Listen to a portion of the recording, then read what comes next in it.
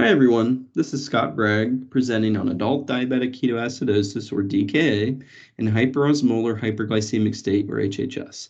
This presentation will include the bulk of material needed to participate in patient cases during class. Rewatching this video is recommended to cement these learning points. I hope by the end of this video and my case facilitation in class, you all can recall the goals of therapy for diabetes in the hospital, manage electrolyte disorders appropriately for patients with DKA or HHS, perform necessary calculations for patients, and start IV and sub-Q insulin at appropriate doses in patients with DKA or HHS. DKA is driven by an absolute insulin deficiency and an increase in counterregulatory hormones, whereas HHS is driven by counterregulatory hormones and a relative insulin deficiency. With DKA, a patient will develop a significant metabolic acidosis, whereas patients with HHS will have profound dehydration. DKA develops over the course of hours and is more common in patients with type 1 diabetes. Common symptoms include nausea, vomiting, polyuria, polydipsia, polyphagia, and fatigue. After diagnosis, the most important treatment is fluids, followed by insulin, careful electrolyte replacement, and correction of underlying causes. DKA severity is outlined in this table as mild, moderate, or severe DKA. All patients will have an elevated blood glucose, anion gap, and test positive for ketones. Be familiar with the general categories for arterial pH, serum bicarb, and mental status to make accurate patient assessments when caring for these patients. Infection is the most common cause of DKA occurring in 30 to 50% of cases. Other significant stressors include acute pancreatitis, cardiovascular events, and drugs like corticosteroids. It is important to identify patients who also use bad insulin, don't administer insulin, or can't produce insulin. The goals of DKA and HHS are largely similar. In both conditions, you should aim for a stable blood pressure, adequate urine output, and normal electrolytes. It's important to consider corrected sodium and adjust fluids as needed to prevent against hypotension. The maintenance goals for each condition vary prior to transitioning an insulin drip. In DKA, make sure the glucose is less than 200, oral intake is tolerated, and the anion gap has normalized. In HHS, shoot for a normal osmolality, normal mental status, and being able to tolerate oral intake.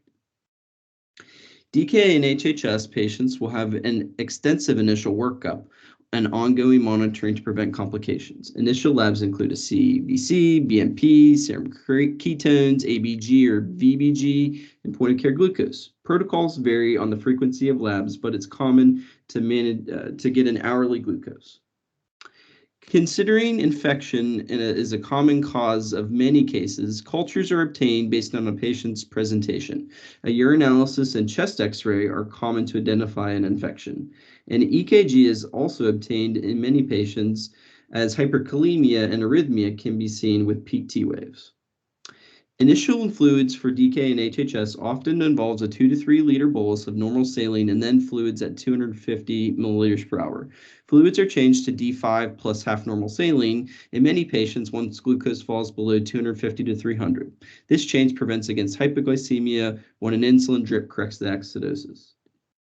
Initially, many patients will have hyperkalemia with DKA secondary to dehydration, nausea, and vomiting. An insulin drip will cause a large potassium shift into the cell. So potassium is added to maintenance fluids. If potassium falls less than 3.3, a patient should be given IV or PO replacement. To stop an insulin drip, make sure that DKA or HHS maintenance goals have been met. An insulin drip must be bridged with a long-acting insulin like Glargine for at least 90 minutes before stopping the drip. A drip could be stopped after 60 minutes of bridging with basal and regular insulin. Many clinical controversies exist in managing patients with DKA, and each facility will have their own protocol. Common controversies are summarized here, but read into these further for practice. Do note that fluid and insulin dosing is much more aggressive in adults than in children. Memorize this table to help differentiate between DKA and HHS. The hallmark of DKA is a significant anion gap metabolic acidosis, whereas HHS, you'll have more extensive hyperglycemia, dehydration, altered mental status, and hyperosmolality. Use this formula when calculating serum osmolality with HHS. Note this formula does not factor in BUN. HHS management is similar to DKA, but it's more of a dehydration deficit than an insulin deficit. So expect more aggressive fluids and less aggressive insulin drips. Memorize these formulas for practice and the exam. Pseudo-hyponatremia occurs with extreme hyperglycemia, so a corrected sodium may help to determine appropriate initial fluids. When calculating an anion gap, do not correct for pseudo-hyponatremia or factor in potassium. In DKA, start an insulin drip at 0.14 units per kg per hour, or give a bolus of 0.1 units per kg and then start the drip at 0.1 units per kg per hour. The goal hourly glucose reduction is often 50 to 75 points, and the dose can be adjusted from there.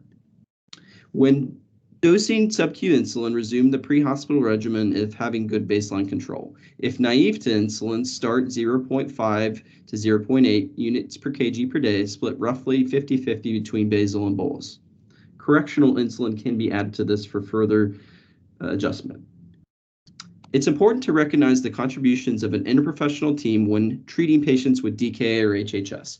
Hopefully this video is an effective primer for DKA and HHS and alludes to the role of a pharmacist.